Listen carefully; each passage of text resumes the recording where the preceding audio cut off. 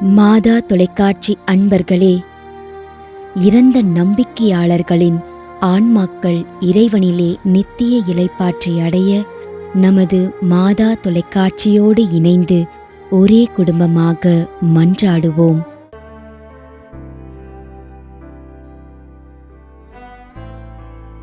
ஹண்டன் Philip Chinnarasa, Toronto, Canada.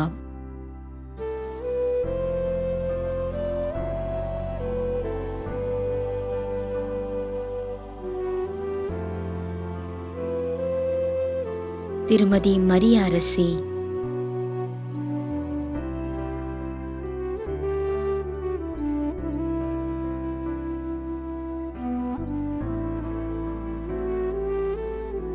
திரு S Amalanathan, 8ஆம் ஆண்டு நினைவஞ்சலி.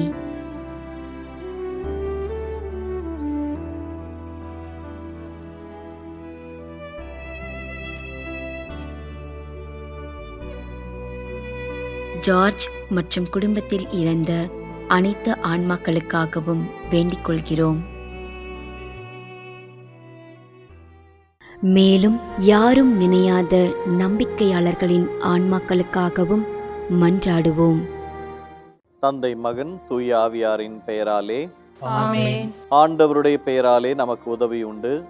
விண்ணையும் மண்ணையும் படைத்தவர் அவரே. திருவெளிப்பாட்டு நூலிலிருந்து வாசகம். அதிகாரம் 14, இறைவார்த்தை 13. விண்ணகத்திலிருந்து ஒரு குரலை கேட்டேன். இது முதல் ஆண்டவரோடு இணைந்த நிலையில் இறப்போர் பேறு பெற்றோர் என எழுது என்று அது ஒலித்தது. அதற்கு தூய ஆவியார், ஆம், அவர்கள் தங்கள் உழைப்பிலிருந்து ஓய்வு பெறுவார்கள், ஏனெனில் அவர்களின் செயல்கள் அவர்களை பின்தொடரும் என்று கூறினார். ஆண்டவரின் அருள்வாக்கு. இறைவனுக்கு நன்றி. நம்மிடையே வாழ்ந்து இறந்து போன இறைவனின் அடியார்களுக்காகவும், மேலும் குறிப்பாக மாதா தொலைக்காட்சி வழியாக நீத்தார் நினைவில் இன்று நினைவு கூறும் இறைவனின் அடியார்கள் அனைவருக்காகவும் மன்றாடுவோம். விண்ணுலகில் இருக்கின்ற எங்கள் தந்தையே, உமது பெயர் தூயது என போற்ற பெறுக. உமது ஆட்சி வருக. உமது திருவுளம் விண்ணுலகில் நிறைவேறுவது போல மண்ணுலகிலும் நிறைவேறுக. எங்கள் அன்றாட உணவை இன்று எங்களுக்கு தாரும்.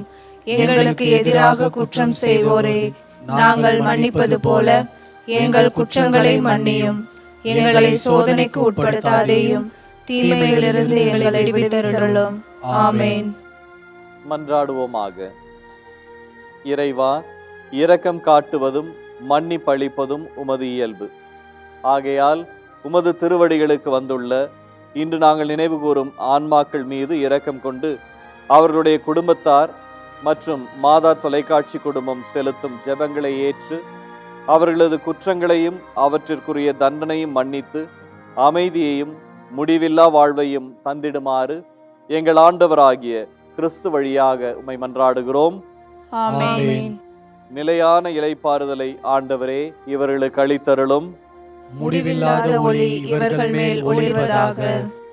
இறந்த நம்பிக்கையாளர்களின் ஆன்மாக்கள் இறைவனின் இரக்கத்தினால் அமைதியில் இளைப்பாறுவனவாக.